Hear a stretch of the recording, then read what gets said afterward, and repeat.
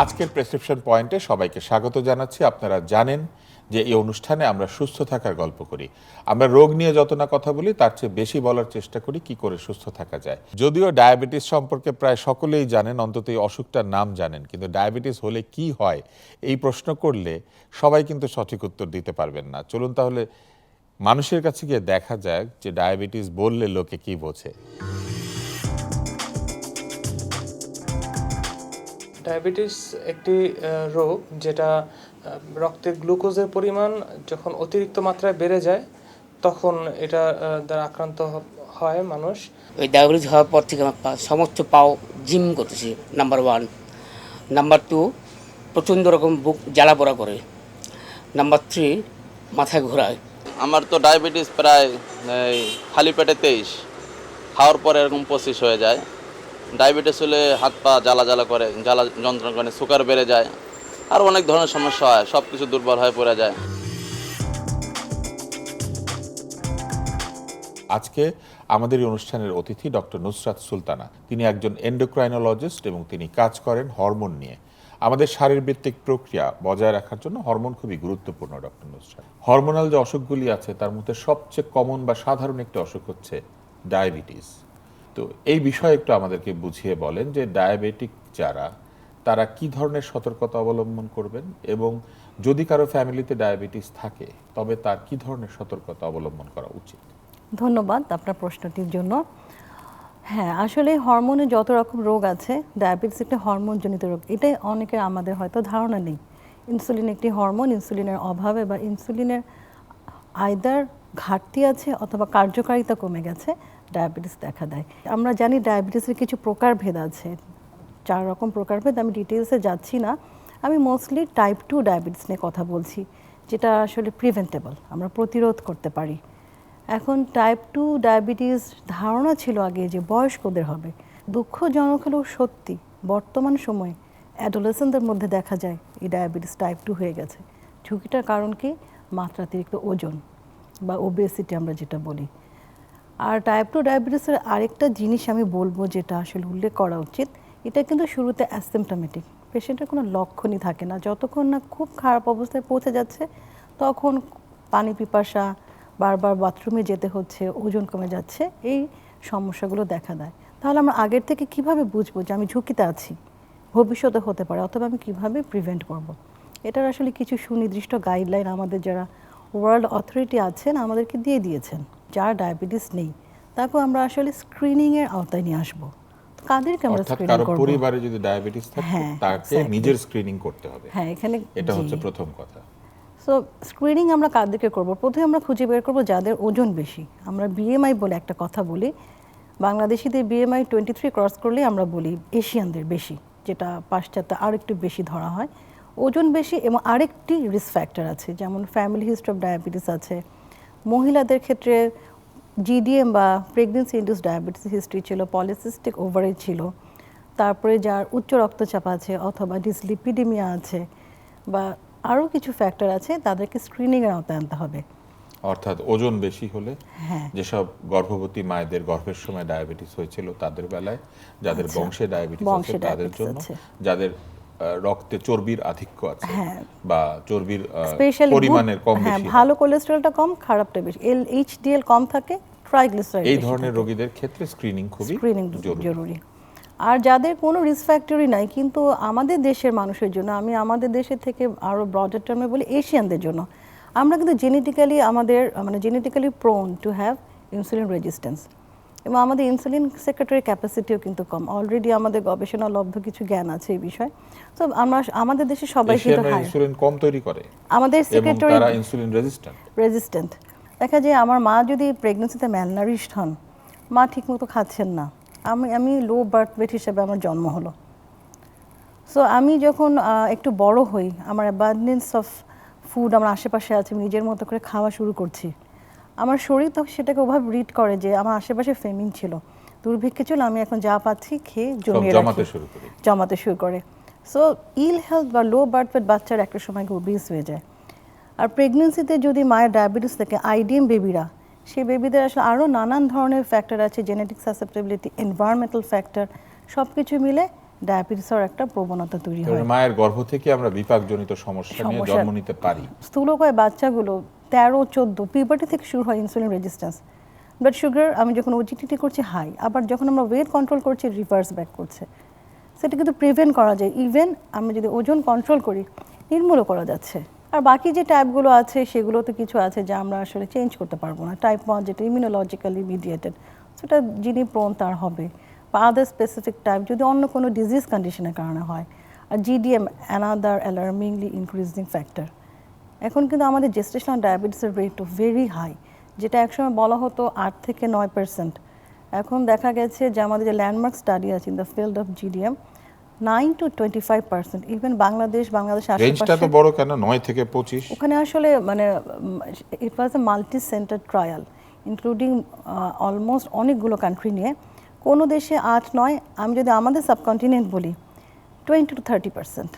আর আমি যদি country wise বলি, কান্ট্রি ওয়াইজ আমাদের যে লাস্ট যে ডেটা আছে 2013-এর, তখন ওখানে দেখা গেছে 12 থেকে 13%। এবং তারা ঝুঁকির মধ্যে থাকে। ঝুঁকির মধ্যে এবং এই ঝুঁকির মধ্যে তো অনেক ধরনের ঝুঁকি আছে। মায়ের ঝুঁকি আছে, শিশুরও বাচ্চার ঝুঁকি ঝুঁকি আছে। আছে। বাচ্চা বড় হয়ে যেতে পারে, হ্যাঁ, বাচ্চার ডায়াবেটিস হতে পারে, ভবিষ্যতে আর কি কি হতে পারে? যদি গর্ভকালীন ডায়াবেটিস বলি, সেখানে হচ্ছে আমার ফিটাল রিস্ক আছে যেটা বললাম, ম্যাটারনাল রিস্ক, এবং future risk of mother and foetus. বাচ্চার যেমন বাচ্চা আইওডি হয়ে যায় হঠাৎ করে, তারপরে যে মানে অ্যামনিওটিক ফ্লুইড কমে যাওয়া, প্রিটার্ম ডেলিভারি হওয়া, এক্সেট্রা এক্সেট্রা, এবং ম্যাক্রোসোমিয়া হয়ে অনেক সময় দেখা যায় নর্মাল ডেলিভারিটা বাচ্চা বড় হয়ে যেতে পারে, বাচ্চা গর্ভের মধ্যে মরে যেতে পারে, এবং বাচ্চার চারপাশে যে আর perinatal- পানি থাকে, হ্যাঁ, যে amniotic fluid, অ্যামনিওটিক ফ্লুইড, সেটা কমে যেতে পারে। অলিগোহাইড্রোমনিয়াস যেটা বলি, এবং বাচ্চাটা জন্ম হওয়ার পর একটা রিস্ক হয় যদি ওয়েল ইকুইপড হসপিটালে না হয়, যদি যেখানে ডেলিভারি হচ্ছে আইডিয়া না থাকে। এই বাচ্চাগুলো কিন্তু জন্ম হওয়ার পর প্রথম 48 ঘন্টার মধ্যে they are at risk of developing hypoglycemia. ও যখন মায়ের পেটে অনেক গ্লুকোজ পাচ্ছে, ওর তো প্যানক্রিয়াস ভেরি স্ট্রং তৈরি হচ্ছে। আর বাচ্চা যখন বর্ন হচ্ছে, ওর তো ছোট্ট একটা স্টমাক, 30 ml বেশি খাওয়া ধরে না। কম পাচ্ছে, সো তখন যদি সে আমরা পুরোটা খরচ করে ফেলতে পারে। সো যার ফলে তখন ওর ইনসুলিন সিক্রেশনটা বেশি হাইপো হয়ে পেরিনেটাল ডেথ রেট বেড়ে যেতে পারে। মায়ের জন্য একটা কিন্তু ভালো দিক আছে, মানে it's window that I can predict এই মাটা ভবিষ্যতে ডায়াবেটিস হবে। সো আগের থেকে কিন্তু আমরা এই গ্রুপটাকে আলাদা করতে পারছি। তখন যদি তিনি আইডিয়াল লাইফস্টাইলে থাকেন, প্রিভেন্টও করতে পারি, অথবা অনসেট অফ ডায়াবেটিসকে ডিলে করতে পারি। তার মানে সমস্যা যেমন আছে, আগে থেকে বুঝতে পারলে হ্যাঁ। এর প্রতিকার করে যতদিন সম্ভব তাকে সুস্থ রাখা সম্ভব, এবং সম্ভব। এই সুস্থ থাকার সময়টাকে বাড়িয়ে দেওয়া যায়। হ্যাঁ, ডিলে করা যাবে। এখন আমাদেরকে একটু বুঝিয়ে বলেন যে ডায়াবেটিসের বাইরেও তো অন্যান্য এন্ডোক্রাইনাল ডিজিজ আছে, যেমন থাইরয়েডের সমস্যা। এটা নিয়ে একটু বলেন যে যদি থাইরয়েডের সমস্যা থাকে কিংবা ডায়াবেটিক থাকেন, কোভিডের সাথে কি রিস্ক বেড়ে যায়? ডায়াবেটিস ইটসেলফ কিন্তু কোভিডের রিস্ক বাড়াচ্ছে না, কিন্তু যদি ডায়াবেটিসের পেশেন্টের কোভিড হয়, সিভিয়ার হওয়ার চান্স বেশি থাকে। আরেকটা হচ্ছে দেখা গেছে যে কোভিড হওয়ার পরে যার আগে ডায়াবেটিস ছিল না, নতুন করে ডায়াবেটিস হচ্ছে। সো দেখা গেছে যে কোভিড বিটা সেলকেও কিন্তু অ্যাফেক্ট Attack করে, করে। এরকম কিছু পেশেন্ট আমরা পাচ্ছি। আর আমি যেহেতু আমি ডায়াবেটিস নিয়ে কাজ করি, কোভিড হলে সেই কোভিড পেশেন্টের ডায়াবেটিস আমার যেটা টার্গেট রিচ করা ভেরি টাফ, বিশেষ করে যদি স্টেরয়েড পায় 15-20। ইভেন নন ডায়াবেটিক পেশেন্ট কোভিড হওয়ার পরে ব্লাড সুগার 20-22, আমি 3 বেলা ইনসুলিন দিচ্ছি। কোভিড সাবসাইড হয়ে যাচ্ছে, রিমিশনে চলে যাচ্ছে, স্ট্রেস চলে যাচ্ছে, সুগার নর্মাল হয়ে যাচ্ছে। আর যদি অন্য এন্ডোক্রাইন প্রবলেমগুলো বলি, বিশেষ করে থাইরয়েড, এখন একটা আলোচনা হচ্ছিল যে কোভিড থাইরয়েডাইটিস করে কিনা, সেটা নিয়ে একটা আলাপ আছে যে হ্যাঁ, কোভিড যেহেতু একটা ভাইরাল ইনফেকশন, থাইরয়েডাইটিস করতে পারে। তবে অ্যাকিউটলি ইল পেশেন্টদের আমরা ইউজুয়ালি থাইরয়েড ফাংশন করতে চাই না, বিকজ আমরা কনফিউজড হয়ে যাই, নন থাইরয়েডাল কারণে অ্যাবারেন্ট থাইরয়েড ফাংশন পেতে পারি। কথা বলছিলাম হরমোনজনিত অসুখ ডায়াবেটিস নিয়ে। কথা শেষ হয়নি, আরও অসুখ আছে এই হরমোনজনিত, এবং আমাদের জীবনে এই অসুখগুলি কিভাবে হয়, হতে পারে, এবং হলে আমরা কি করব, এই প্রশ্নের উত্তর জানার জন্য ফিরে আসুন বিরতির পর। বিরতির পর আমরা সবাই ফিরে আসলাম প্রেসক্রিপশন পয়েন্টে। কথা বলছিলাম হরমোনজনিত অসুখ নিয়ে ডক্টর নুসরাত সুলতানার সাথে, এবং আমরা যেই জায়গায় ছিলাম সেই জায়গা থেকে পরের প্রশ্নে যাই। আমাদের দেশে আর কি ধরনের হরমোনাল অসুখ বেশি দেখা যায়? ধন্যবাদ আপনার এই প্রশ্নটির জন্য। আমি আসলেই দর্শকদেরও জানাতে চাই, আমাদের দেশে হরমোন ডিজিজ মানে সবারই মোটামুটি একটা সাধারণ মানুষের ধারণা এটা ডায়াবেটিস, এটা থাইরয়েড। আসলে কিন্তু তা না, অনেক ধরনের হরমোন ডিজিজ আছে, এবং আমি বলবো এটা আন্ডার ডায়াগনোসড থাকে অনেক ক্ষেত্রে। তার মধ্যে আমি যদি নেক্সট ইম্পর্টেন্ট গ্ল্যান্ড বলি, আমার অ্যাড্রেনাল গ্ল্যান্ড। মজার ব্যাপার হচ্ছে আমরা যাদেরকে এসেনশিয়াল হাইপারটেনশন বলি তাদের অনেকেরই হয়তো হাইপার অ্যালডোস্টেরনিজম থাকে, এটা সারা জীবন আনডায়াগনোজ থেকে যায়। কিভাবে জানেন? অ্যাড্রিনালে তো নানান ধরনের প্রবলেম হয়, আমি জাস্ট একটা হরমোনের কথা বললাম, অ্যাড্রিনাল কর্টিসল তৈরি করে, অ্যান্ড্রোজেন তৈরি করে, অনেক কিছু। পেশেন্টের হাইপারটেনশন আছে, মাল্টিপল ড্রাগ লাগছে, ইয়াং হাইপারটেনশন, সো বয়স একটা ফ্যাক্টর। অল্প বয়সী 20 বছরের নিচে ব্লাড প্রেশার ডায়াগনোসিস হলো, 3টা ওষুধ লাগছে, কন্ট্রোল করতে হিমশিম খাচ্ছে, কোনো কোনো ক্ষেত্রে পটাশিয়াম কম থাকে। সো আমাদের আমরা হাইপার অ্যাড্রেনালিজম বলি বা কুশিং বলি, যত অ্যাড্রেনাল ডিজিজ আছে বা ফিওক্রোমোসাইটোমা, প্রত্যেকটারই কিছু আমাদের প্রিসেট ক্রাইটেরিয়া আছে বা প্রি টেস্ট প্রবাবিলিটি আছে। লক্ষণ দেখে আপনি সন্দেহ করবেন, সন্দেহ করে তাকে তখন আমি পরীক্ষা করবেন। এনরোল করব, কারণ এই সবই কিন্তু খুবই মানে ব্যয়বহুল টেস্ট এবং সব জায়গায় অ্যাভেলেবল না। নেক্সট আরেকটা হচ্ছে, যদিও গাইনোকোলজিস্টরা ডিল করেন, but this is hormonal disease, that is infertility, hypogonadism হরমোনের মধ্যেই পড়ে।